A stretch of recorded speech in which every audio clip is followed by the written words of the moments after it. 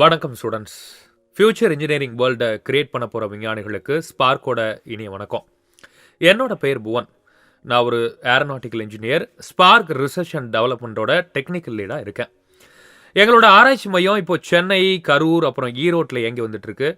எங்களோட research and டெவலப்மெண்ட்டில் நாங்கள் ஃபியூச்சர் இன்ஜினியரிங் ப்ராடக்ட்ஸான அன்மேன் ஏரியல் வெஹிக்கிள், அதாவது ஆளில்லா விமானம், அப்புறம் எலக்ட்ரானிக் ஆட்டோமேஷன் ப்ராடக்ட்ஸை உருவாக்குறோம். ஆளில்லா விமானம் என்ன பர்பஸ்க்காக நாங்கள் செய்கிறோம் அப்படின்னு பார்த்தீங்கன்னா, நாட்டில் எல்லை பகுதியையும் பதட்டமான பகுதியையும் கண்காணிக்கிறதுக்காக, மருத்துவத்துறையில் உதவி செய்கிறதுக்காக, லாஜிஸ்டிக்ஸ் துறையில் டெலிவரி பண்ணுறதுக்காக, விவசாயத்துறையில் தண்ணி மருந்து அடிக்கிறதுக்காக, விதைகளை விதைக்கிறதுக்காக உருவாக்குறோம். அப்புறம் எலக்ட்ரானிக் ஆட்டோமேஷன் ப்ராடக்ட்ஸையும் உருவாக்குறோம். எலக்ட்ரானிக் ஆட்டோமேஷன் ப்ராடக்ட்ஸ் இன்னைக்கு நம்ம பயன்படுத்துகிற எல்லாமே மேனுவல் பேஸ்டு எலக்ட்ரானிக் ப்ராடக்ட்ஸ். எடுத்துக்காட்டாக நமக்கு வேர்வை வருதுன்னா நம்ம எழுந்து போய் ஃபேனை போடுவோம். ஆனால் எதிர்காலத்தில் இந்த எலக்ட்ரானிக் ப்ராடக்ட் தானாக இயங்கும். குளிர் நேரத்தில் தானாக நிற்கும், நம்ம ரூமில் இல்லைனா கூட தானாக நிற்கும். இதுபோல தான் எதிர்காலத்தில் நம்ம பயன்படுத்துகிற லைட்டு, வாஷிங் மிஷின், டிவி, அப்புறம் எல்லா எலக்ட்ரானிக் ப்ராடக்ட்ஸையும் தானாக இயங்குறதா மாறும். இதை பற்றின ஆய்வு எங்களோட ஆராய்ச்சி மையத்தில் தொடர்ந்து நடைபெற்று வந்துட்டுருக்கு. சரி, இப்போ எதுக்காக நாங்கள் உங்கள் காலேஜுக்கு வந்திருக்கோம்? எங்களோட நோக்கம் மேட் இன் இண்டியா. சின்ன பென்சில் பாக்ஸ்லேருந்து பெரிய ஏரோப்ளேன் வரைக்கும், சின்ன சார்ஜர்லேருந்து பெரிய ரோபோ வரைக்கும் நாம் எல்லாத்தையுமே ரிசர்ச் பண்ணி உற்பத்தி பண்ண போகிறோம். ஒரு வருஷத்துக்கு சராசரியாக 15 லட்சம் இன்ஜினியரிங் ஸ்டூடெண்ட்ஸ் இந்தியாவில் உருவாகிறாங்க. இதில் 21% பேருக்கு இன்ஜினியரிங் துறைகளில் வேலை வாய்ப்பு உருவாயிருக்கு. மீதம் 79% பேருக்கு வேலை வாய்ப்பு உருவாகலை. அதாவது உங்கள் கிளாஸில் 100 மாணவர்கள் இருக்காங்க அப்படின்னா 21 பேருக்கு வேலை வாய்ப்பு உருவாயிருக்கு, 79 பேருக்கு வேலை வாய்ப்பு உருவாகலை. ஏன் வேலை உருவாகலை அப்படின்னு கேட்டால், இந்தியா ஒரு சர்வீஸ் பேஸ்ட் நேஷன். அது என்ன சர்வீஸ் பேஸ்ட் நேஷன் அப்படின்னு நீங்கள் கேட்டால், அதுக்கு நீங்கள் முதல்ல ப்ரொடக்டிவ் பேஸ்ட் நேஷன் அப்படின்னா என்னன்னு தெரிஞ்சுக்கணும். ஒரு ப்ரொடக்டிவ் பேஸ்ட் நேஷன் தங்களுக்கு தேவையான சின்ன மெக்கானிக்கல் அப்புறம் எலக்ட்ரானிக் ப்ராடக்ட்ஸ்ல இருந்து பெரிய மெக்கானிக்கல் அண்ட் எலக்ட்ரானிக் ப்ராடக்ட்ஸ் வரைக்கும் எல்லாத்தையுமே அவங்களே உருவாக்குவாங்க. அவங்க நாட்டில் இருக்கிற இன்ஜினியரிங் ஸ்டூடெண்ட்ஸுக்கு product development and entrepreneurship case study கொடுப்பாங்க. அவங்க ஸ்டூடெண்ட்டை சின்ன எலக்ட்ரானிக் அப்புறம் மெக்கானிக்கல் ப்ராடக்ட்ஸை உருவாக்க ஊக்குவிப்பாங்க. அவங்களும் எல்லா விதமான இன்ஜினியரிங் ப்ராடக்ட்ஸையும் உருவாக்குவாங்க.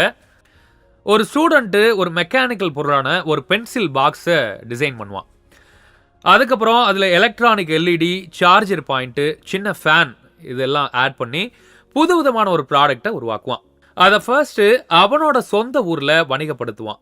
அப்புறம் அவனோட மாவட்டத்தில், அப்புறம் அவனோட ஸ்டேட்டில், அப்புறம் அவனோட நாட்டில் வணிகப்படுத்துவான். அதுக்கப்புறமா உலகம் ஃபுல்லாக வணிகப்படுத்தும் போது ஒரு சின்ன பென்சில் பாக்ஸ் மிகப்பெரிய வணிக பொருளாக மாறுது. இதனால நிறைய வேலை வாய்ப்புகள் உருவாகும். இதுபோல எல்லா விதமான இன்ஜினியரிங் ப்ராடக்ட்ஸையும் அந்த நாடு உருவாக்கும். இப்படி உருவாக்கும் போது அந்த நாட்டில் உள்ள மக்கள் அவங்க உருவாக்குற பொருளை செய்யறதுக்கு ஆள் பற்றாக்குறை ஏற்படும். அது மாதிரி இருக்கிற நாடுகள் ஆள் பற்றாக்குறையை சமாளிக்கிறதுக்காக ஆப்பிரிக்கா, இந்தியா போன்ற நாடுகள்ல இருந்து மக்களை யூஸ் பண்ணுவாங்க. அவங்களோட பொருள் உருவாகிறதுக்கு நாம அவங்களுக்கு சர்வீஸ் பண்ணி கொடுக்குறோம். நமக்கான வேலை வாய்ப்பு உருவாகிறதுக்கு நாம ஏன் இன்னொரு நாட்டில் பொருள் உருவாகிறதுக்காக காத்திருக்கணும்? நம்ம ப்ரொடக்டிவ் பேஸ்ட் நேஷனா இல்லை சர்வீஸ் பேஸ்ட் நேஷனா? உங்க வீட்டில் போய் 10 இன்ஜினியரிங் ப்ராடக்ட்ஸ் எடுத்து திருப்பி பாருங்க. குறைஞ்சபட்சம் 7 பொருளில் மேட் இன் சைனா, அப்புறம் மேட் இன் அதர் கண்ட்ரிஸ் பேரை நம்ம பார்க்க முடியும். நாம் அன்றாடம் பயன்படுத்துகிற மிக எளிமையான பொருளை கூட நாம் உருவாக்குறது இல்லை. உருவாக்க முடியாதா அப்படின்னு கேட்டால் நிச்சயமாக நம்மளால் உருவாக்க முடியும். உருவாக்குறது ரொம்ப கடினமா அப்படின்னு கேட்டால் கண்டிப்பாக இல்லை. ரொம்ப ரொம்ப எளிமையான விஷயம். ஒரு மெக்கானிக்கல் ப்ராடக்டை உருவாக்குறதுக்கு ஒரு மெக்கானிக்கல் இண்டஸ்ட்ரி மெக்கானிக்கல் ப்ராடக்டை எப்படி உருவாக்குறாங்க அப்படிங்கிறத நீங்கள் தெரிஞ்சுக்கணும். எந்த ஒரு மெக்கானிக்கல் பொருளாக இருந்தாலும் சரி, இந்த 7 செக்மெண்ட்டை நீங்கள் புரிஞ்சுக்கிட்டா போதும், உங்களாலையும் உருவாக்க முடியும். அந்த 7 செக்மெண்ட்ஸ் என்ன அப்படின்னு பார்த்தீங்கன்னா, aspect ratio, design, constraint, structures, aerodynamics, mechanism, propulsion.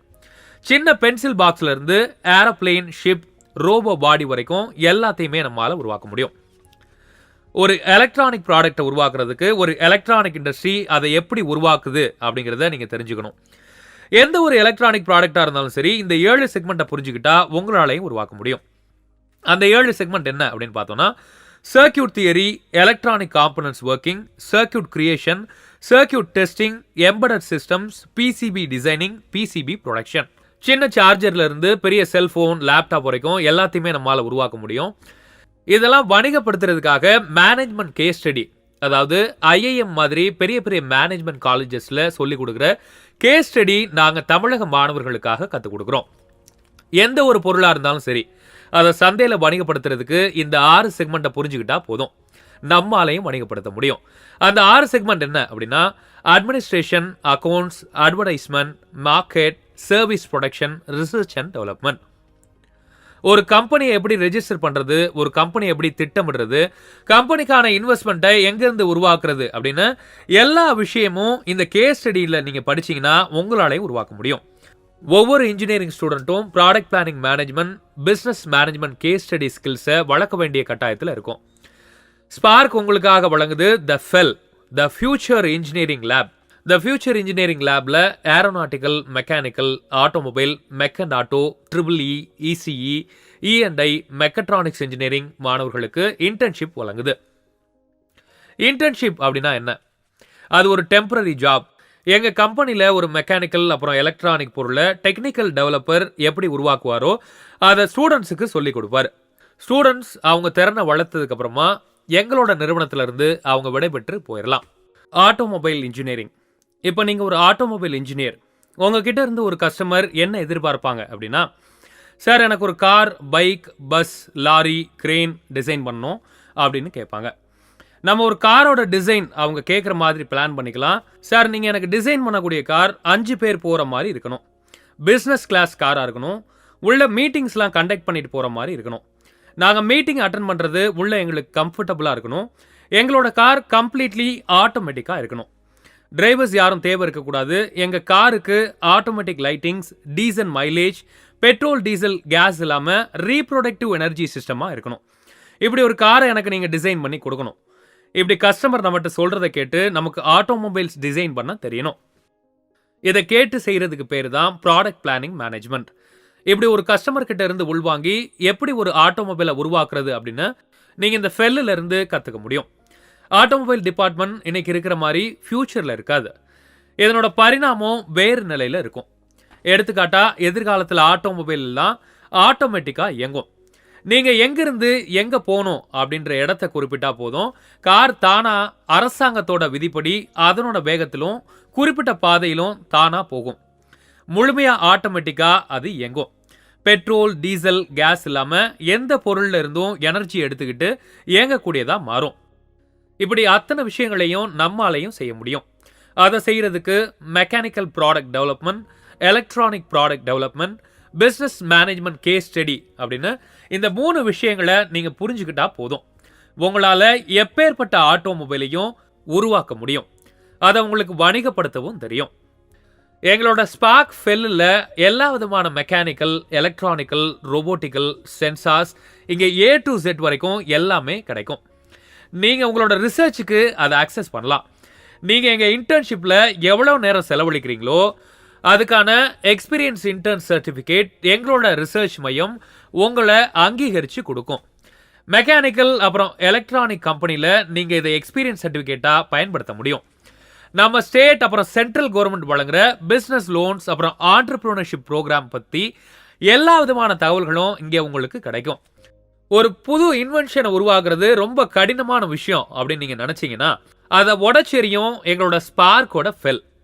Spark future engineering லேபில் நீங்கள் வாழ்நாள் மெம்பர்ஷிப் வாங்கணும் அப்படின்னா 15,000 ரூபா. எங்களோட ஸ்பார்க் தமிழ்நாட்டில் இப்போது ஈரோடு அப்புறம் கரூரில் இயங்கி வந்துட்டு இருக்கு. இது மட்டும் இல்லாமல் தமிழ்நாடு ஃபுல்லாக 31 இடங்களில் ஸ்பார்க் அமைக்க இருக்கும். வாழ்நாள் முழுவதும் நீங்கள் ஃபெல்லை பயன்படுத்தி கொள்ளலாம். உதாரணமாக நீங்கள் ஈரோட்டில் ஜாயின் பண்ணுறீங்க அப்படின்னா தமிழகத்தில் எந்த ஸ்பார்க் ஃபெல்லையும் நீங்கள் பயன்படுத்தி கொள்ளலாம். மெக்கானிக்கல் ப்ராடக்ட் டெவலப்மெண்ட் 150 hours 15,000 ரூபா, எலக்ட்ரானிக் ப்ராடக்ட் டெவலப்மெண்ட் 150 hours 15,000 ரூபா, business management case study 300 hours 30,000 ரூபா. ஸ்பார்க் காலையில் 11 மணிலிருந்து இரவு 8 மணி வரைக்கும் இயங்கும். நீங்கள் எப்போது வேண்டுமானாலும் இங்கே வந்து யூஸ் பண்ணிக்கலாம்.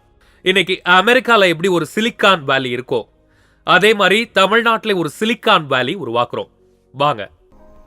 Mat in India, make in India, made by Indians. மேலும் தகவல்களுக்கு